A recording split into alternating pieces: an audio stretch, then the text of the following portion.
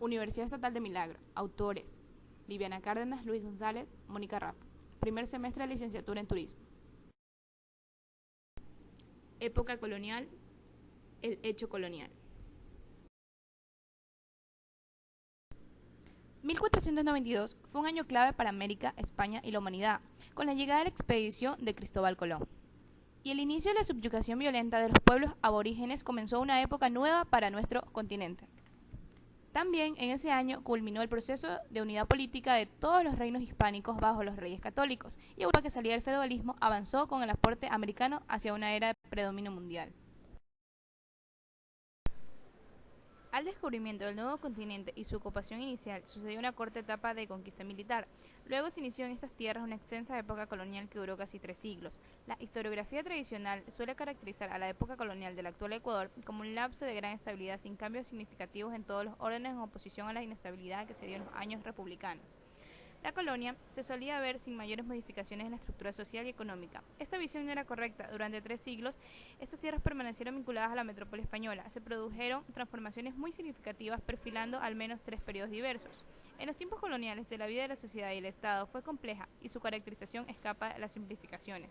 Entender la sociedad colonial como feudal o semifeudal, tal como lo repite una mala costumbre interpretativa que recogen algunos autores, es un gran error.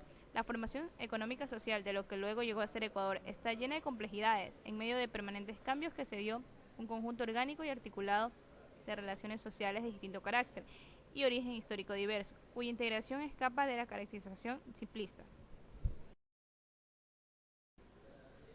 Si vemos a la sociedad colonial desde la perspectiva de sus relaciones económicas sociales básicas, luego de la conquista encontramos 3 grandes periodos en la vida de lo que ahora es el Ecuador. Desde el fin de la conquista hasta fines del siglo XVI se dio un periodo de asentamiento e inicial consolidación del régimen colonial español. Desde entonces y hasta las décadas iniciales del siglo XVIII, es decir, una centuria y unas décadas más, se dio un segundo periodo en que la actividad económica articulante de la sociedad fue un producto textil. Por el fin desde el inicio del siglo XVIII hasta cerca de 100 años después, cuando se inició la independencia, se dio un tercer periodo, caracterizado por la crisis de la recaudación de las relaciones sociales y el agotamiento del régimen colonial. La conquista. La cuestión del descubrimiento. Cristóbal Colón, que era un navegante profesional al servicio de España, logró una expedición y llegar a la isla del Caribe el 12 de octubre de 1492. Sus habitantes denominaban estas tierras de diversa manera. Los indios Cuná, por ejemplo, lo llamaban Aviala, tierra en plena madurez. Por confusión, los conquistadores llamaron Indias al nuevo continente. Luego, otra confusión generalizada lo bautizaría como Tierra de América, por Américo Vespucio, el geógrafo y navegante que trazó uno de sus primeros mapas. Designar la llegada de Colón como descubrimiento es pensar desde la perspectiva de los invasores. Con este primer contacto, además de probarse en la práctica la teoría de la redondez de la Tierra, se incorporó todo un continente a la vida del resto de la humanidad, puesto que América se vinculó por ese medio a Europa y a los otros continentes. No cabe duda de que ese contacto tuvo aspectos positivos, pero con él estas fueron consideradas tierras de conquista y sus habitantes como objeto de explotación. El inicio de la colonización de nuestro continente, al mismo tiempo que la apertura de una época, fue también el comienzo de un inacabado atropello a los pueblos aborígenes. Colón realizó varios viajes a las recién descubiertas tierras e inició la colonización. A sus empresas se sumaron las de otros españoles, que a inicios del siglo XVI habían conquistado ya el Caribe y se adentraron a tierra firme, cruzando el istmo de Panamá, en cuya ribera opuesta hallaron un océano que denominaron Pacífico. Descubrimientos y conquistas fueron tareas emprendidas privadamente por aventureros españoles que obtenían autorización y privilegios de la corona de Castilla. Sin embargo, conforme se regularizaba la colonización, la influencia y la autoridad del Estado se acentuaban. La conquista de Quito. Luego de que se consolidó el control hispánico sobre el istmo de Panamá, comenzaron a recibirse noticias sobre un rico país hacia el sur. En 1524 se organizó una empresa privada de conquista y colonización que encabezaron Francisco Pizarro y Diego de Almagro. Pizarro dirigió una primera expedición por la costa sudamericana en 1526, que llegó por primera vez a las playas de lo que ahora es Ecuador. Luego de solventar dificultades, los dos jefes volvieron a organizar una nueva expedición, que en 1531 recorrió nuevamente la costa de Tumbes, en donde desembarcaron para penetrar tierra adentro. Enterados los invasores de la guerra entre Huáscar y Atahualpa y del triunfo de este último, tendieron una trampa al emperador en Cajamarca y lo tomaron preso. El desconcierto que esto causó entre pueblos indígenas y las alianzas que promovieron los españoles con los descontentos contra Atahualpa impidieron una defensa coordinada del Incario. Los invasores demandaron un crecido rescate por el soberano, pero luego lo hicieron víctima de un juicio al acabado, fue ejecutado. En el norte del Tahuantinsuyo, varios generales de Atahualpa organizaron la resistencia, pero fueron sucesivamente vencidos por las tropas españolas apoyadas por los pueblos enteros indígenas descontentos. El más notable héroe de la resistencia fue Rumiñahui, que luego de ser derrotado en su defensa de Quito fue bárbaramente ejecutado. Sebastián de Benalcázar fue encomendado por Pizarro para ocupar el norte. En su base fundó la ciudad de Santiago de Quito, en agosto de 1534, cerca del actual Riobamba, para reforzar su derecho de conquista frente a otro grupo de españoles venidos del norte. En diciembre de ese mismo año tomó posesión del sitio actual de la ciudad de Quito, que había sido arrasado.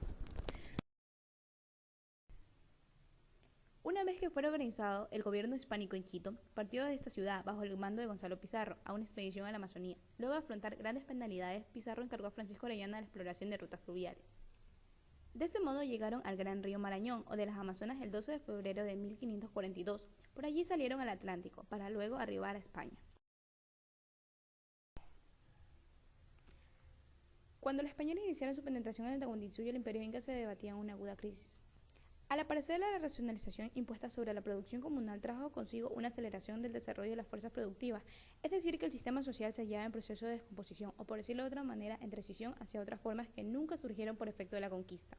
El derrumbamiento repentino del imperio inca y la relativa facilidad con que los conquistadores sojuzgaron al Tahuantinsuyo se puede explicar de mejor conflicto y debilidades internas de esa sociedad, más que por la acción audaz y la superioridad bélica o de inteligencia de los españoles.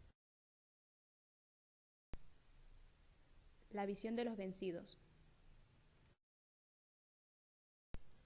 Aparte del sojuzgamiento, la propagación de enfermedades, el establecimiento de mecanismos de explotación de persecución de la cultura, la conquista significó el intento de expulsión de los indígenas del escenario de nuestra historia.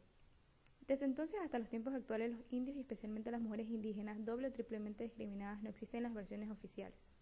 Conquistadores, presidentes, obispos, notables y generales han poblado las páginas de nuestros libros cuando por 4 siglos más los pueblos indígenas seguirían siendo actores importantes de la vida del país.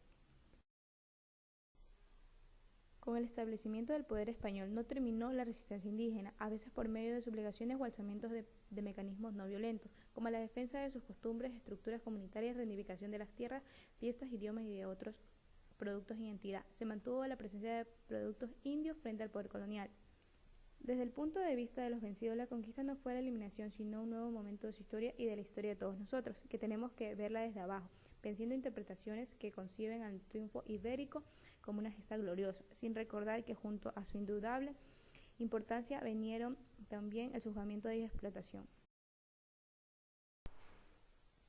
Por otra parte, pensar que la conquista o la invasión concluyó en el siglo XVI deja de lado que los indígenas de la Amazonía y de la costa interna tuvieron su primer contacto en periodos posteriores y han sido objeto de conquista y colonización aún en años recientes.